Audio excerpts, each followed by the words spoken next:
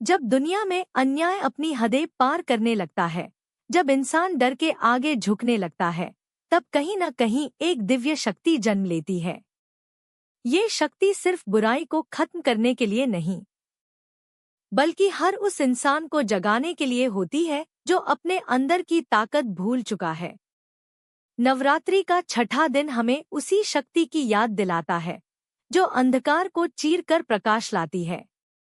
यह कहानी है माँ कात्यायनी की, वो देवी जो डर को खत्म कर देती है। अगर तुमने आज तक खुद को कमजोर समझा है, तो ये कहानी तुम्हारी सोच बदल देगी। माँ कात्यायनी देवी दुर्गा का छठा स्वरूप है, जिनका नाम ऋषि कात्यायन के नाम पर पड़ा। उनका रूप तेजस्वी, दिव्य और अत्यंत शक्तिशाली माना जाता है। वे शेर पर सवार होती हैं, जो साहस और निडरता का प्रतीक है, और उनके 4 हाथों में कमल, तलवार और आशीर्वाद की मुद्रा होती है। उनका चेहरा शांत है, लेकिन उनकी शक्ति अपार है। यह रूप हमें सिखाता है कि असली शक्ति केवल बाहरी नहीं होती, बल्कि अंदर की स्थिरता और आत्मविश्वास से आती है। माँ कात्यायनी हर उस व्यक्ति की प्रेरणा है जो जीवन में डर को हराना चाहता है। एक समय था जब महिषासुर नाम का राक्षस तीनों लोकों में आतंक फैला चुका था। देवता भी उसकी शक्ति के सामने असहाय हो गए थे और हर तरफ भय का माहौल था। तब सभी देवताओं ने अपनी अपनी शक्तियों को एक साथ मिलाया, जिससे एक दिव्य ऊर्जा उत्पन्न हुई। इसी ऊर्जा से माँ कात्यायनी का जन्म हुआ और उनका पालन पोषण ऋषि कात्यायन के आश्रम में हुआ। बचपन से ही उनका उद्देश्य स्पष्ट था, अधर्म का अंत करना और संसार में संतुलन स्थापित करना। उनका जन्म ही इस बात का संकेत था कि जब भी बुराई बढ़ती है, तब एक नई शक्ति जन्म लेती है। महिषासुर की शक्ति इतनी प्रबल थी कि उसने देवताओं को भी पराजित कर दिया था, लेकिन माँ कात्यायनी ने उसे चुनौती दी। युद्ध का दृश्य अत्यंत भयंकर था, चारों ओर ऊर्जा, आग और शक्ति का विस्फोट हो रहा था।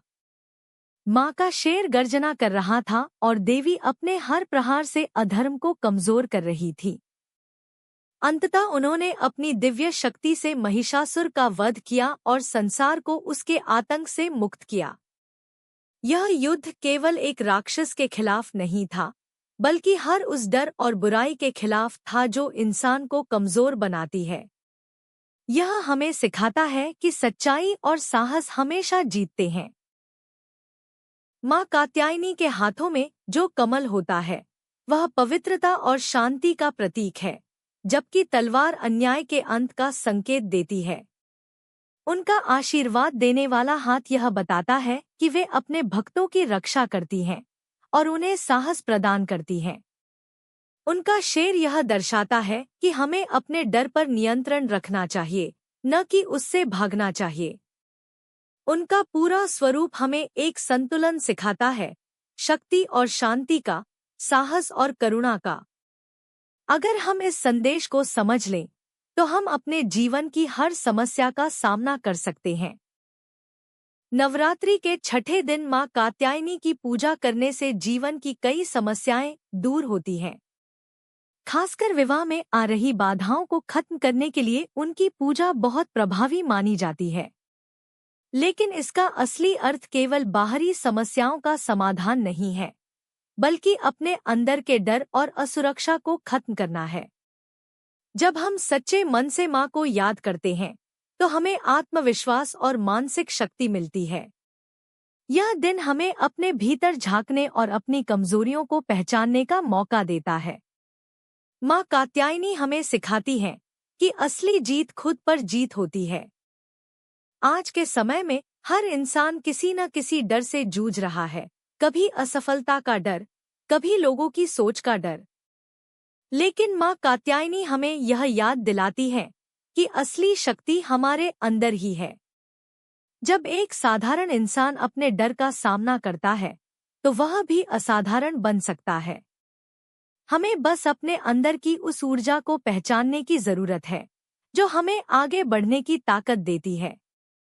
यह सीन दर्शाता है कि देवी केवल मंदिरों में नहीं, बल्कि हर उस दिल में है जो हार मानने से इनकार करता है।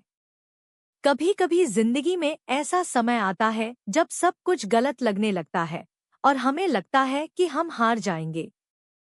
लेकिन उसी समय हमें माँ कात्यायनी को याद करना चाहिए, क्योंकि वे हमें गिरने नहीं देती। उनकी शक्ति हमें यह विश्वास दिलाती है कि हर अंधेरे के बाद उजाला जरूर आता है। जब हम खुद पर विश्वास करना शुरू करते हैं, तब हमारी सबसे बड़ी कमजोरी ही हमारी ताकत बन जाती है। यह सीन दर्शाता है कि देवी की असली शक्ति हमारे विश्वास में छिपी होती है।